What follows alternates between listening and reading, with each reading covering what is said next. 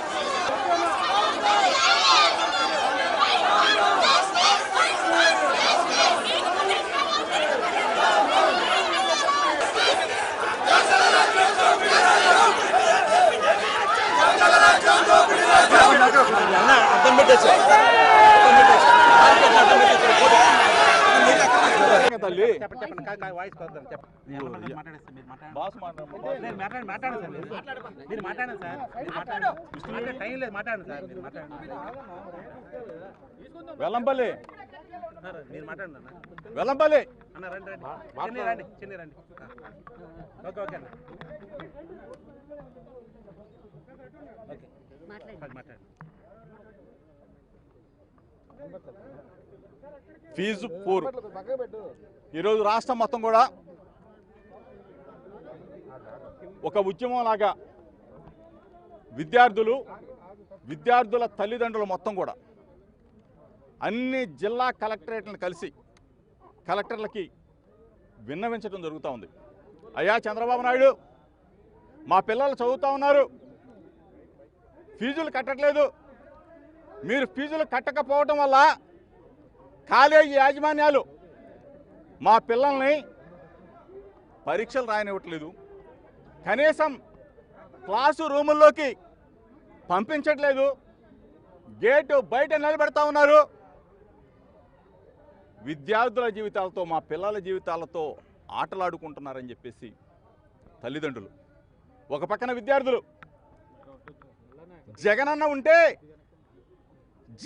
ఉంటే మాకు ఫీజులు కట్టేవాడు, మాకు బకాయిలన్నీ ఇచ్చేవాడు, ఏ రోజు కూడా లేటు లేకుండా ఒక పక్కన మమ్మల్ని చదివిస్తూనే, ఒక పక్కన మాకు హాస్టల్ వసతి కల్పిస్తూ ఆ డబ్బులు కూడా మాకు ఇచ్చేవాడని చెప్పేసి రాష్ట్రంలో ఉన్న విద్యార్థులు మొత్తం కూడా ముక్త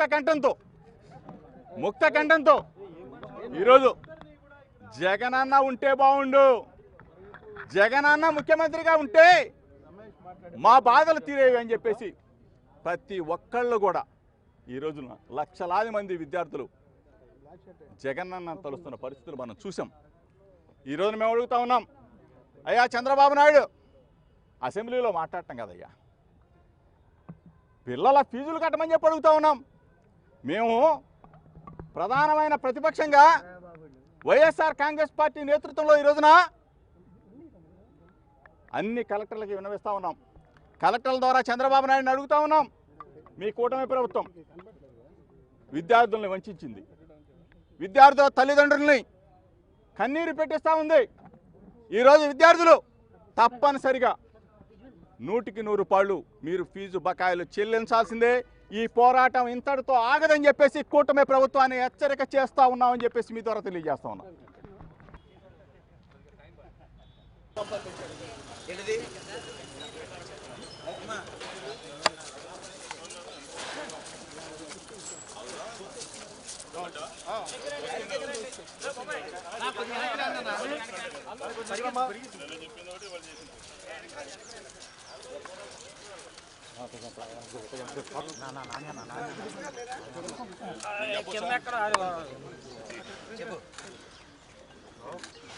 విద్యార్థుల ఫీజు బకాయిలు పెండింగ్ ఉన్నాయి.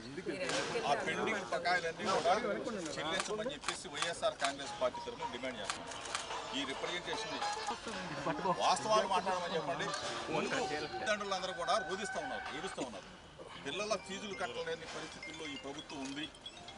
మా పిల్లల్ని కళాశాల యాజమాన్యాలు మొత్తం కూడా బయట నిలబెడతా ఉన్నారు, డిబార్ చేస్తూ ఉన్నారు, పరీక్షలు రాయకుండా అడ్డుకుంటా ఉన్నారు. ఈ పరిస్థితుల్లో మేమేం చేయాలని చెప్పేసి తల్లిదండ్రులందరూ కూడా హలో నచ్చిందా అని చెప్పేసి ఏడుస్తూ ఉన్నారు. దీన్ని మేము అంత ఇచ్చాం, అన్ని వేల కోట్లు ఇచ్చాం, ఇన్ని వేల కోట్లు ఇచ్చాం, ఆ ప్రభుత్వంలో బకాయిలు ఉన్నాయని చెప్పేసి సోది కబుర్లు చెప్పకుండా చంద్రబాబు నాయుడు కావచ్చు, వాళ్ళ అబ్బాయి లోకేష్ అవ్వచ్చు, కూటమి ప్రభుత్వం మొత్తం కూడా సోది కబుర్లు చెప్పకుండా ఇమీడియట్గా మా పార్టీ డిమాండ్ చేస్తూ ఉన్నాం. వైఎస్ఆర్ కాంగ్రెస్ పార్టీ తరఫున డిమాండ్ చేస్తూ ఉన్నాం. విద్యార్థుల ఫీజు బకాయిలు మొత్తం కూడా యావత్తు చెల్లించాలి. ఈ పోరాటం ఇంతటితో ఆగదు. తప్పనిసరిగా విద్యార్థుల ఫీజు బకాయిలు చెల్లించే వరకు వైఎస్ఆర్ కాంగ్రెస్ పార్టీ పోరాడుతూనే ఉంటుంది జగన్మోహన్ రెడ్డి గారి నాయకత్వం అని చెప్పేసి గౌరవ ముఖ్యమంత్రికి మేము ఇచ్చిన వినతి పత్రాన్ని ముఖ్యమంత్రి దృష్టికి తీసుకెళ్ళమని చెప్పేసి, చంద్రబాబు నాయుడు దృష్టికి తీసుకెళ్ళమని చెప్పేసి డిమాండ్ చేస్తాం.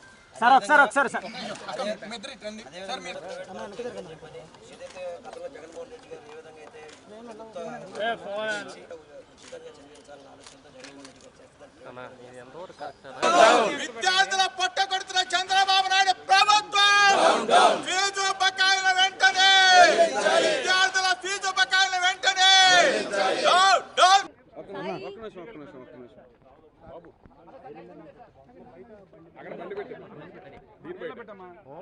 సార్ మీరు ఒకటే ఇల్లే పెట్టమన్నారు సార్, ఏబిఎన్ అదే పెట్టమన్నారు. బయట కొంచెం ప్లీజ్ అర్థం చేసుకోండి. వైఎస్ఆర్ కాంగ్రెస్ పార్టీ ఆధ్వర్యంలో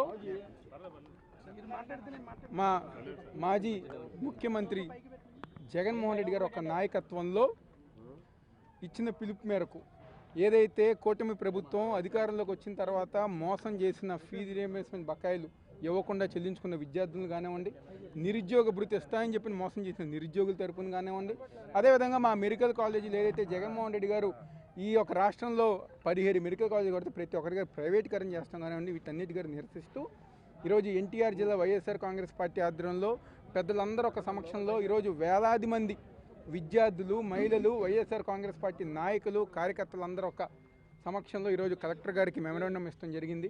ఏదైతే కూటమి ప్రభుత్వం చంద్రబాబు నాయుడు కానివ్వండి, పవన్ కళ్యాణ్ కానివ్వండి, అదేవిధంగా బీజేపీ పార్టీ కానివ్వండి, అధికారం రాకముందు విద్యార్థులకు న్యాయం చేస్తామని, తల్లికి వందనం ఇస్తామని చెప్పని, నీకు 15,000 నీకు 15,000 ఇస్తామని చెప్పని, ఫీజు రీయింబర్స్మెంట్ బకాయిలు చెల్లిస్తామని చెప్పని, ఫీజు రీయింబర్స్మెంట్ పిల్లలకి ఇస్తామని చెప్పని అధికారంలో రాకముందు హామీలు ఇచ్చి ఈరోజు అధికారంలోకి వచ్చిన తర్వాత వాళ్ళ గురించి మాట్లాడకుండా, బడ్జెట్లో కేటాయింపులు చేయకుండా ఈరోజు ప్రతి మహిళల్ని తల్లుల ద్వారా మోసం చేసే విధంగా ఈరోజు కూటమి ప్రభుత్వం ముందుకెళ్తాను. ఈరోజు దాదాపుగా మేము పిలిపించేసరికి వేలాది మంది మహిళలు, తల్లులు ఈరోజు ఈ కార్యక్రమంలో పాల్గొన్నారు, స్వచ్ఛందంగా మద్దతు ఇచ్చారు. విద్యార్థులు ఈరోజు స్వచ్ఛందంగా మా మద్దతు ఇచ్చారు. ఈరోజు వాళ్ళందరిని గారు ఈరోజు పోలీసు వాళ్ళు అణిచివేసే ధోరణితో ఎక్కడెక్కడ బ్యారికేడ్లు పెట్టి విద్యార్థులను తోసేసి, మహిళలను తోసేసి, బెదిరించి, భయపెట్టి ఈరోజు ఆశ్చర్యంగా ఉంది. శాంతియుతంగా మేము వెళ్ళి మెమరాండం ఇస్తామంటే ఈరోజు మీరు అన్యాయంగా ఎక్కడెక్కడ అడ్డగించి చేయాల్సిన అవసరం ఏముంది? అంటే మీరు చేసే తప్పులు మేము ప్రశ్నిస్తున్నామని చెప్పని ఈరోజు మా మీద అణచివేసే ధోరణి ఈరోజు పోలీసుల వారి సాయంతో కూటమి ప్రభుత్వం చేస్తాం. మీరు ఎంత చేయాలనుకున్నా, ఏమి చేయాలనుకున్నా, మమ్మల్ని ఎంత అణచివేయాలనుకున్నా జగన్మోహన్ రెడ్డి గారు ఒక నాయకత్వంలో వైఎస్ఆర్ కాంగ్రెస్ పార్టీ తప్పకుండా ప్రతి మహిళకి, ప్రతి విద్యార్థులకి, ప్రతి నిరుద్యోగ గార అండగా ఉంటుందని చెప్పి సందర్భంగా చెప్తూ రాబోయే రోజుల్లో వైఎస్ఆర్ కాంగ్రెస్ పార్టీ ఆధ్వర్యంలో మరిన్ని కార్యక్రమాలు, ప్రజా వ్యతిరేక కార్యక్రమాలు ఏదైతే కూటమి ప్రభుత్వం చేస్తుందో వాటికి నిరసనగా మరిన్ని కార్యక్రమాలు చేసుకుంటూ ముందుకెళ్తున్న సందర్భం. వైఎస్ఆర్ కాంగ్రెస్ పార్టీ అధినేత మాజీ ముఖ్యమంత్రి గారు, మా నాయకుడు జగన్మోహన్ రెడ్డి గారి ఆదేశాల మేరకు ఏదైతే తల్లిదండ్రుల ఆవేదన కావచ్చు, యువత యొక్క ఆవేదన కావచ్చు, పేద ప్రజల యొక్క ఆవేదనని ఈరోజు కూటమి ప్రభుత్వం దృష్టి తీసుకొచ్చే విధంగా ఈ కార్యక్రమాన్ని చేయడం జరిగింది.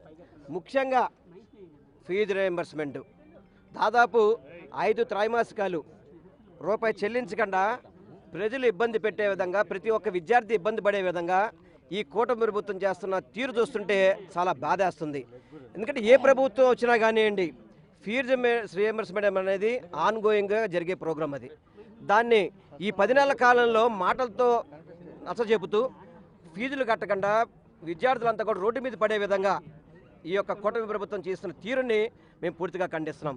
అదేవిధంగా పేద ప్రజలందరికీ కూడా మెడికల్ సీట్లు ఉచితంగా రావాలి, వాళ్ళకి మెడికల్ సీట్లు చదువుకోవాలని చెప్పిన ఒక మంచి ఉద్దేశంతో 17 మెడికల్ కాలేజీలు జగన్మోహన్ రెడ్డి గారు నిర్మిస్తూ సుమారు 80%, 90%, 70% పూర్తయిపోతే వాటన్నిటిని కూడా ప్రైవేట్ పరం చేసి అమ్ముకునే విధంగా ఈ కూటమి ప్రభుత్వం పనిచేస్తుంది. అదే జగన్మోహన్ రెడ్డి గారి ఆదేశాల మేరకు ఈ రాష్ట్రంలో ఎన్నికల్లో చంద్రబాబు నాయుడు గారు గెలవడం కోసం ఇచ్చినటువంటి హామీలు, ఎన్నికల మేనిఫెస్టోలో పెట్టినటువంటి హామీలు, జగన్మోహన్ రెడ్డి గారి కన్నా ఎక్కువ ఇస్తాను అని చెప్పినటువంటి మాటలు, జగన్మోహన్ రెడ్డి గారి కార్యక్రమాలు కొనసాగిస్తాను అని చెప్పారా లేదా? ఈరోజు ఏం మాట్లాడుతూ ఉన్నారు? ఇప్పటికీ ఫీజు రీయింబర్స్మెంట్ కానీ అన్ని రకాల బకాయిలు కూడా ఈ సంవత్సరంతో కలిపి 7,000 కోట్ల రూపాయలు బకాయిలు ఉంటే బడ్జెట్లో ఎంత పెట్టారండి? 2,000 చిల్లర. ఎక్కడ సాధ్యపడుతుంది? మంచి ప్రభుత్వం అని చెప్పి డప్పు కొట్టుకోవడం కాదు. మంచి ప్రభుత్వం అంటే పూర్తిగా ఫీజు రీయింబర్స్మెంట్ చేయాలి. ఎన్నికల మేనిఫెస్టోలో పెట్టినట్టు, ఎన్నికల సభల్లో చెప్పినట్టు, ఎన్నికల హామీలు ఇచ్చినట్టు యువకులకి 20 లక్షల ఉద్యోగాలు ఇస్తాము, 20 లక్షల ఉద్యోగాలతో పాటు లేకపోతే ప్రతి నెల 3,000 రూపాయలు ఇస్తాము అని చెప్పారే, ఏమైపోయింది ఆ హామీ? చెప్పింది మీరేగా. ఆ సభలో పవన్ కళ్యాణ్ గారు ఉన్నారు, ఆ సభలో పురంధరేశ్వర్ గారు ఉన్నారు. ముగ్గురు కలిసి ప్రజలకు ఇచ్చినటువంటి హామీ గురించే మేము ఈరోజు మాట్లాడుతూ ఉంది. మీరు ఇచ్చినటువంటి మాట తప్పారు. మాటలు తప్పడం మీకు మామూలుగానే అలవాటు. ఎందుకని అడుగుతున్నామంటే 3 ప్రధానమైనటువంటి సమస్యలు. ఫీజుని రీయింబర్స్మెంట్ చేయాలి, యువకులకు నిరుద్యోగ భృతి ఇవ్వాలి, ఈ రాష్ట్రంలో వైద్య విద్య ప్రజలందరికీ అందుబాటులో ఉండాలని, డాక్టర్లు కావాలని, డొనేషన్లు కట్టి చదువుకోలేనటువంటి విద్యార్థులకి డాక్టర్ కోర్సుల్లో ఎంబీబీఎస్లో చేర్చుకోవడానికి 17 మెడికల్ కాలేజీలు తీసుకొస్తే, మెడికల్ కాలేజీలతో పాటు టీచింగ్ హాస్పిటల్స్ తీసుకొస్తే 5 హాస్పిటల్స్ని జగన్మోహన్ రెడ్డి గారే ప్రారంభోత్సవం చేస్తే ఎంబీబీఎస్ సీట్లు ఆల్రెడీ 500 సీట్లు అందరూ జాయిన్ అయితే మిగతా 12 కళాశాలని ప్రైవేటు పరం చేస్తారా? అంటే అమ్మేసుకుంటారా, ఇచ్చేసుకుంటారా? జగన్మోహన్ రెడ్డి గారు మీరు మెడికల్ కాలేజీలు ప్రైవేటీకరణ చేస్తే అసలు దీనికి అంకురార్పణ చేసింది ఎవరు? దీన్ని ప్రారంభించింది ఎవరు? జగన్మోహన్ రెడ్డి గారు కదా. ఆయన పేరు ఎక్కడన్నా మాసిపోతుందా? ఆయన పేరు ఎక్కడన్నా లేకుండా పోద్దా?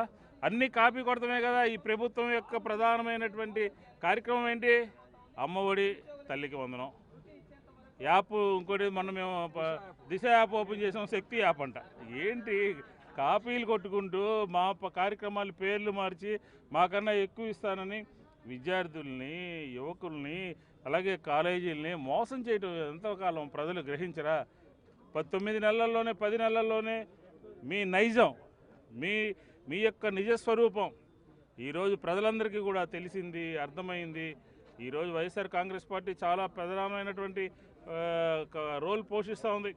విద్యార్థులకు తక్షణమే బకాయిలు చెల్లించాలని, యువతీ యువకులకి నిరుద్యోగ భృతి ఇవ్వాలని, ప్రభుత్వ ఆధ్వర్యంలోనే కాలేజీలు నడపాలి అనే ఒక డిమాండ్తో ఈరోజు ఆంధ్రప్రదేశ్లో 15 సంవత్సరాలు అయింది. వైఎస్ఆర్ కాంగ్రెస్ పార్టీ స్థాపించి 15వ సంవత్సరంలోకి అడుగుపెట్టాం. ఈ 15 సంవత్సరాల్లో ప్రజల పక్షాన్ని నిలబడ్డాం, రైతుల పక్షాన్ని నిలబడ్డాం, మహిళల పక్షాన్ని నిలబడ్డాం. అలాగే మంచి పరిపాలన తీసుకొచ్చాం, మంచి ఆలోచనలు చేసాం. ప్రభుత్వం ప్రజలకి ఏ విధంగా పని చేయాలనేది నిరూపించాము. కాబట్టి ఈరోజు మా ఉద్యమం ఆంధ్రప్రదేశ్లో సక్సెస్ అయింది. విద్యార్థులు మద్దతు ఇస్తున్నారు, తల్లిదండ్రులు మద్దతు ఇస్తున్నారు. అన్ని రకాల ప్రజల నుంచి వైఎస్ఆర్ కాంగ్రెస్ పార్టీకి పూర్తి సహాయ సహకారాలు అందాయి అని చెప్పి ఈ సందర్భంగా చెప్తాను.